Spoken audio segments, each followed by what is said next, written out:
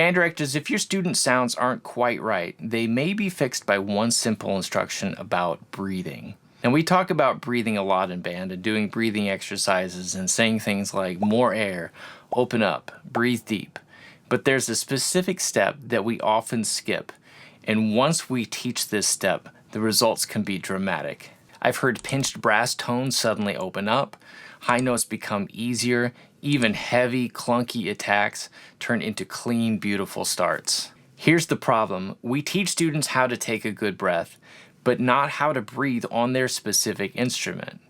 Here's what I mean. It's one thing to take a big breath away from the instrument, but once you put that instrument in front of you and that mouthpiece and that reed is set and your embouchure is ready, it's a different thing to take that same sort of breath.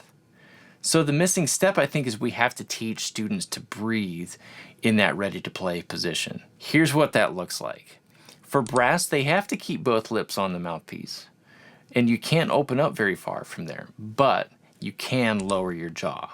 And that's really the key, because when your students lower the jaw, they get that deep O-sounding breath that's really effective. For reeds, the top has to stay in contact. Top teeth on the mouthpiece for saxophone and clarinet, top lip for double reeds, and then the same thing, lower the jaw.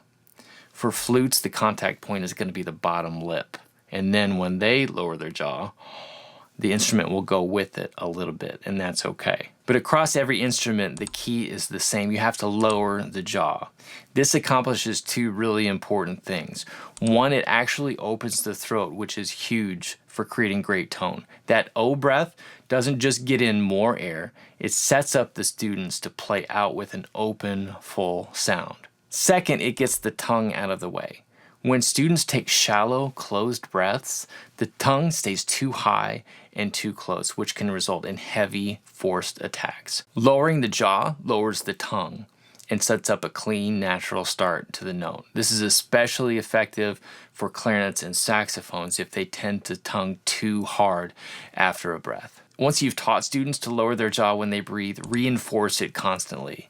At the beginning of rehearsal, you can have them practice it on their instrument, or to make it easier, away from their instrument.